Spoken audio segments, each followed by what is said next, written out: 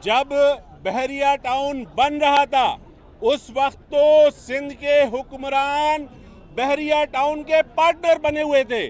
उस वक्त तो यहाँ की जमीनों पर राव अनवर के साथ मिलकर 50-50 मोबाइलें लाकर जबरदस्ती लोगों की जमीनें छीनी जा रही थी। उस वक्त आपको होश नहीं था।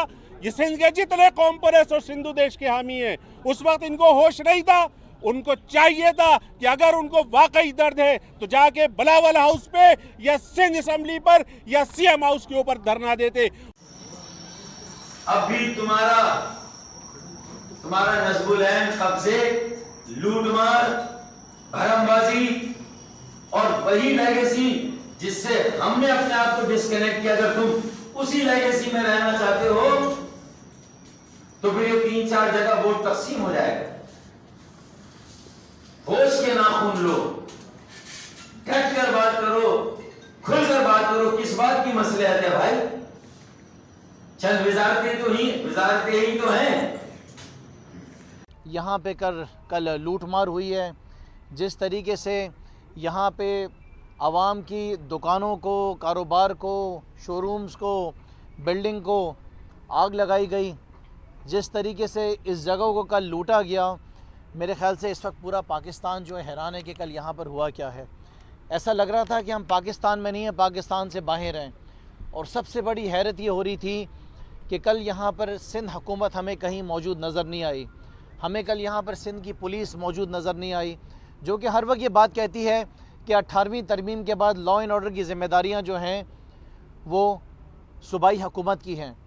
जब हमने शिकारपुर के बारे में भी बात की, दादू के बारे में भी बात की कि जिस तरीके से वहाँ पे डाकुओं का राज शुरू हो गया कच्चे के इलाके के अंदर, और जब हमने डिमांड की कि वहाँ पर रेंजर्स को बुलाया जाए, वहाँ पे फ़ौज को बुलाया जाए, तो फौरी तौर पर सिंध हुकूमत की तरफ से जवाब हमारे पास आया है कि 18वीं तरमीम के बाद सूबे के अंदर अमन व अमान को कायम करना, आवाम की जान माल की हिफाजत करना वो सूबाई हुकूमत की ज़िम्मेदारी है।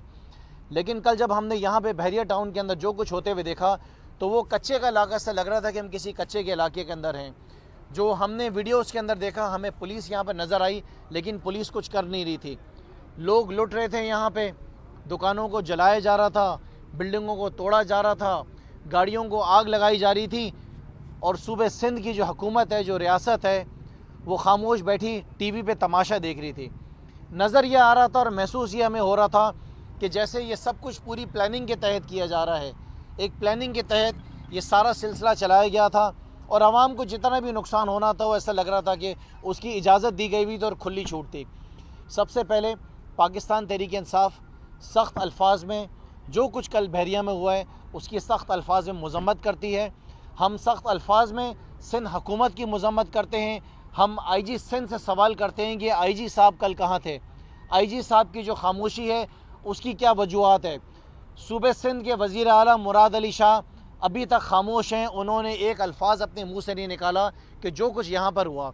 हम ये समझते हैं कि कल का ये वाक़या बहरिया टाउन पे जो हमला किया गया है ये सिंध हुकूमत और सिंधु देश के हामियों के गठजोड़ का नतीजा है।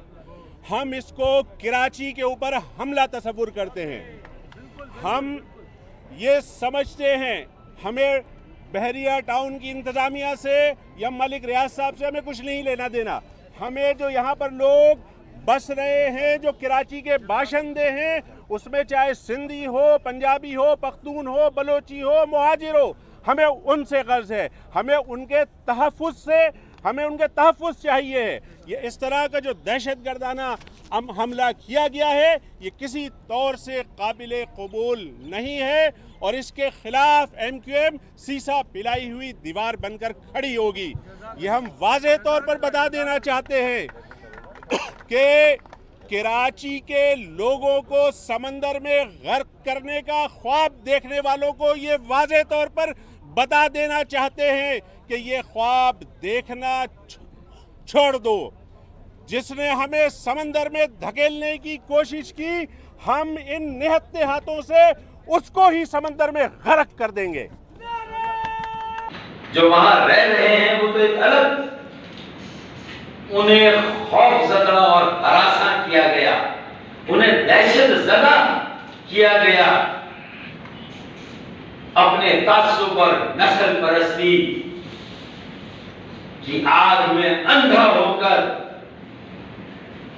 जिस तरह वहां के मासूम और बेगुनाह महाजरों और मजलूमों के साथ जो सलूक किया गया है, और आता है 15 रोज से सोशल मीडिया पर इस हमले की तैयारी हो रही थी, जा रहा था, 15 दिन से ये हो रहा था। तो FIA का या हुकूमत सिंध का साइबर क्राइम कहां था? हुकूमत कहां थी?